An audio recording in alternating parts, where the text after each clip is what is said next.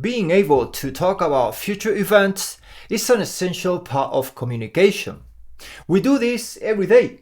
Whether you are talking to your friends and making plans for the weekend, or perhaps you are having a conversation with your colleagues at work about some goals, or maybe you are just talking to one of your customers about a business deal, having a good control and understanding of the future tenses is essential if you want to communicate effectively and professionally.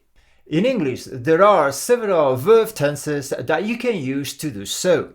For example, in yellow you have present continuous, be going to, or the present simple, whereas in orange we have will or the future simple. But the question is, when do we use each one of those formulas? Well, that will depend on the context. In this table you have all the necessary formulas that will help you talk about the future naturally and confidently. Horizontally in red, you have 5 formulas: will, present continuous, be going to, present simple, or the modal verbs may and might. Whereas vertically, you have the different uses from letter A to letter H. For example, how to speak about plans, predictions and possibilities, promises, refusal, etc., etc. This means that if you want to talk about plans, letter A, you have to use formulas 2 and 3, be going to and present continuous. Or perhaps you want to make a request, letter G. In that case, you are supposed to use formula number 1, will or the future simple. In this video, I'm going to cover the differences between will for instant decisions and be going to and the present continuous for plans. We are going to understand what are the differences between these 3 verb tenses and what are the differences between be going to and the present continuous for making plans. For the other formulas and their uses, I will be making different videos. Well, without further ado, let's find out the differences between these formulas and when to use them.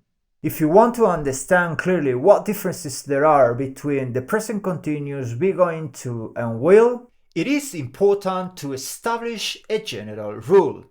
If it's not a plan, then it's an instant decision or an idea. Keeping this general rule in mind is a quick way that will help you decide whether to use will or any of the other formulas. Remember, if it's a spontaneous decision or an idea, you use will.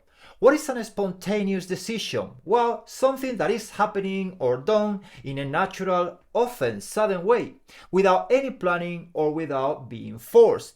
Whereas something planned is a set of decisions about how to do something in the future. And for this, we don't use will, we have to use some of the other formulas. Be going to, present continuous. It should be clear by now that we use the present continuous and be going to for plans and will for spontaneous decisions. The question we need to be asking ourselves now is, when do we use be going to and when do we use present continuous for plans? We use be going to for plans with no arrangements. They are just intentions. No preparation or actions have been taken in order to prepare or carry out that plan. On the contrary, we use the present continuous to speak about plans for which we have made all the necessary arrangements. If you think about this general rule from a logical perspective, we can see that there are 3 key steps that you can follow to go from an idea to a fully organized plan. Each one of these verb tenses is going to help us go from step number 1 to step number 3. Let's see some examples so we can understand this better. Step number 1 is about having an idea or making a spontaneous decision at the time of speaking. In this case, we have to use will. For example, imagine that you are in a meeting and your boss has just finished presenting a plan for the launch of a new product. You realize that with the amount of work that you need to do to deliver the plan on time, you will have to work extra hours the week before the launch of the product. So you would say something like, I will have to work extra hours the week before we launch the new product. Step number 2 is about that idea becoming an intention. And it is an intention because you have already thought about it. It's nothing new. For example, after the meeting that you had with your boss where he presented the project, you decide to have another meeting with your boss because you want to tell him that you intend to work some extra hours the week before launch. For example, with this amount of work that we have to do for the launch, I have decided that I am going to work some extra hours the week before.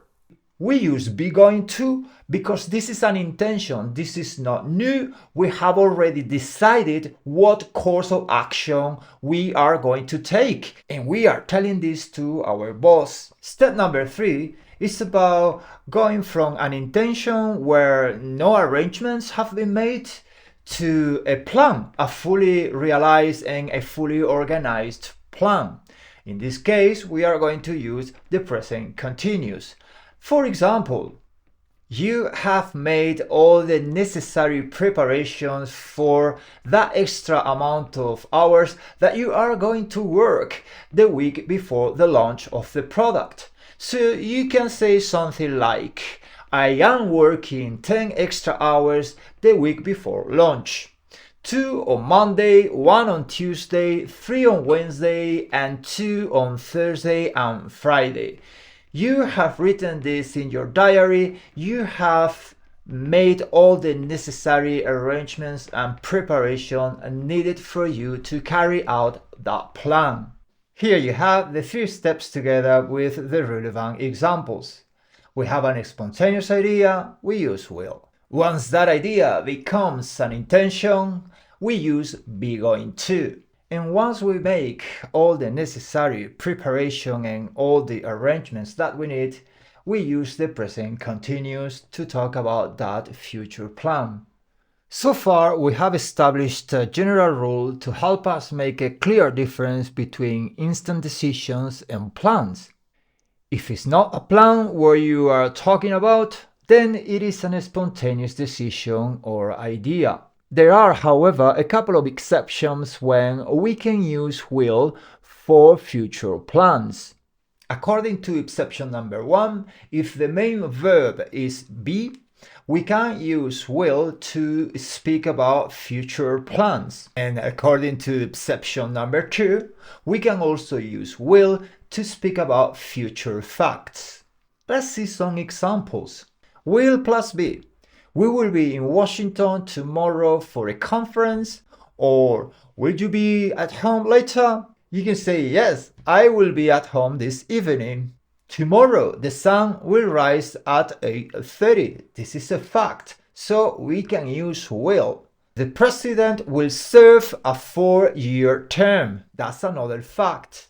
And that is all for today. In this video, we have studied how to talk about plans using present continuous and be going to, and how to talk about spontaneous decisions or having ideas. In my next video, I'm going to be talking about how to make predictions for the future using be going to or will. If you're new to the channel and you haven't subscribed yet, this is the time for you to do it. And don't forget to hit the notification bell so you get notified every time I upload new videos.